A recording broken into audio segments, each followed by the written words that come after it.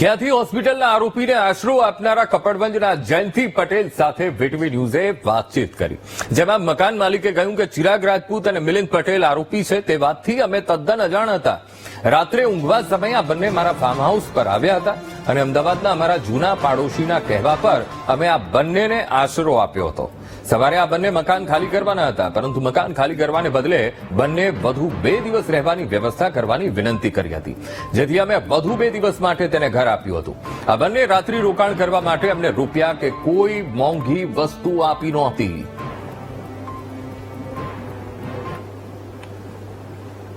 ગુજરાતમાં બહુ ચર્ચિત ગણાતો ખ્યાતિ હોસ્પિટલ કાંડની જો વાત કરવામાં આવે તો મુખ્ય આરોપી જે ફરાર હતો ચિરાગ રાજપૂત અને તેના અન્ય 3 મિત્રો આ મકાનમાં એટલે કે કપડવંજ નજીક આવેલા ઉકરડીના મુવાડામાં આવેલા આ ખેતરમાં બનેલા એક મકાનની અંદર તેઓ 2 રાત્રિ રોકાણ કરી હતી. જો કે બીજી રાત્રે જ ક્રાઇમ બ્રાન્ચને લોકેશન મળતા સર્ચ ઓપરેશન કરી અને આ જ મકાનમાંથી તમામ જે આરોપીઓ છે તેને પકડી પાડવામાં આવે છે. મકાન માલિકના જે દીકરા છે કુણાલ પટેલ તેને પણ પૂછપરછ માટે અહીંથી લઈ જવામાં આવ્યો છે. આધુનિક સુવિધાની જો વાત કરવામાં આવે તો માત્ર એસીની સુવિધા છે, ફ્રીજ છે એટલે કે ઠંડુ પાણી પણ અહીં મળી શકે. મોંઘીદાટ વસ્તુઓ બનાવવાની જ્યારે વાત ક્રાઇમ બ્રાન્ચ દ્વારા કરવામાં આવી છે ત્યારે આ એવું મકાન નથી કે જ્યાં આગાડી કોઈ આધુનિક સુવિધાઓ હોય, પરંતુ કામ ચલાઉ જે સુવિધા છે પ્રાથમિક તે તમામ સુવિધાઓ અહીં ધરાવવામાં છે. રોડ ટચ આ મકાન આવેલું છે ને તેને લઈને જ આ લોકો અહીં આગળ રોકાયા હતા.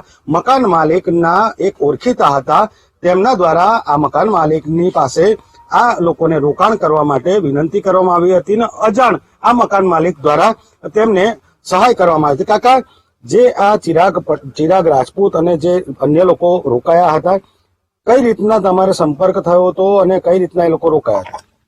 મારું કારખાનું મહાલક્ષ્મી એસ્ટેટમાં હતું, સામે મારો ઓછી એન્જિનિયરિંગ કંપની હતી, બરાબર.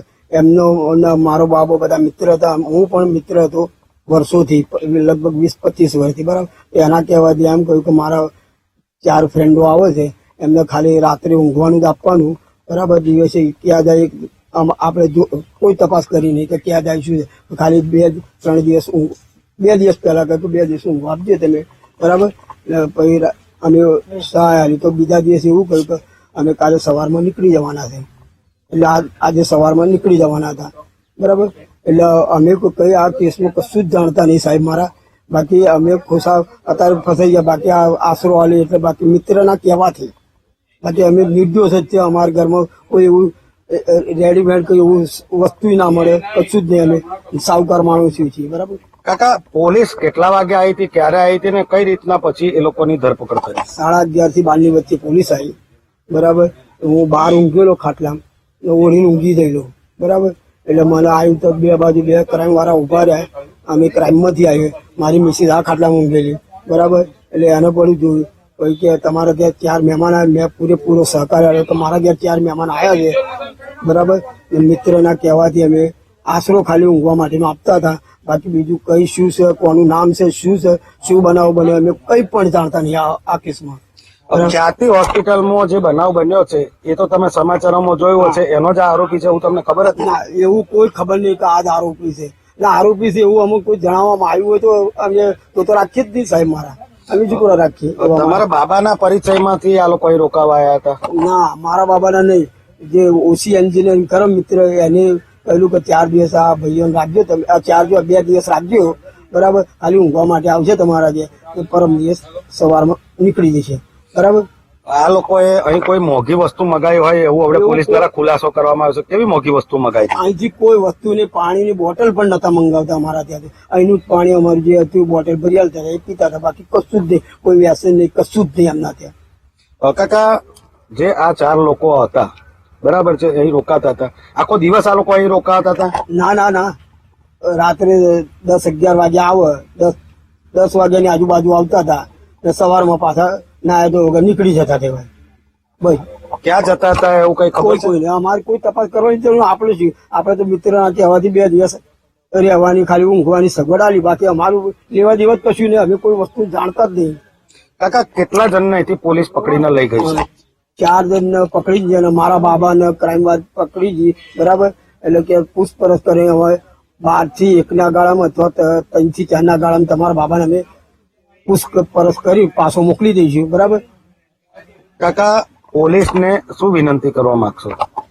પોલીસને એટલું કે મારો બાબો નિર્દોષ છે અને અમે પણ પોતે નિર્દોષ છે. અમે આ વસ્તુને કઈ ખાતરી શું બન્યું શું છે અમે એ કોઈ વસ્તુ જાણતા જ નહીં આ લાઈનમાં.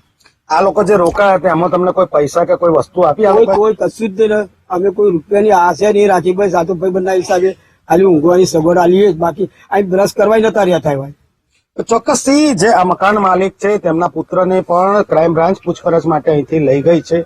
ખાસ કરીને વાત કરવામાં આવે તો જે ખ્યાતિકાંડનો જે બહુ ચર્ચિત કિસ્સો છે તેમાં કેટલાક નિર્દોષો પણ અત્યારે ભરાઈ ગયા હોય તેવો હાલ દેખવા મળી રહ્યો છે. કારણ કે ઉકરડીના મુવાડા એક નાનું ગામ આવેલું છે ને ત્યાં રહેતા આ નાનકડા પરિવાર ઉપર અત્યારે આગ ફાટ્યું હોય તેવું દેખાઈ રહ્યું છે. કારણ કે મિત્ર ભાવે તેમને ખબર નહોતી કે આ આરોપીઓ છે અને આ કાંડના મુખ્ય સૂત્રધાર છે ને તેમને અજાણતા મિત્રના કહેવાથી તેમને 2 દિવસ માત્ર રાત્રિ રોકાણ માટે આ જગ્યા ફાળવી હતી. આ દરમિયાન સર્ચ ઓપરેશનની અંદર ક્રાઇમ બ્રાન્ચે તમામને અટકાયત કરી હતી. પરંતુ આ જે તેમનો દીકરો છે તેને અહીંથી પકડી જતા અત્યારે પરિવાર અને ગ્રામજનો મુશ્કેલીમાં મુકાયા હોય તેવું લાગી રહ્યું છે. સમગ્ર મામલે વીટીવીએ અત્યારે ગ્રાઉન્ડ ઝીરો પર રિયાલિટી ચેક કરતા સમગ્ર બાબતો ઉજાગર થઈ છે.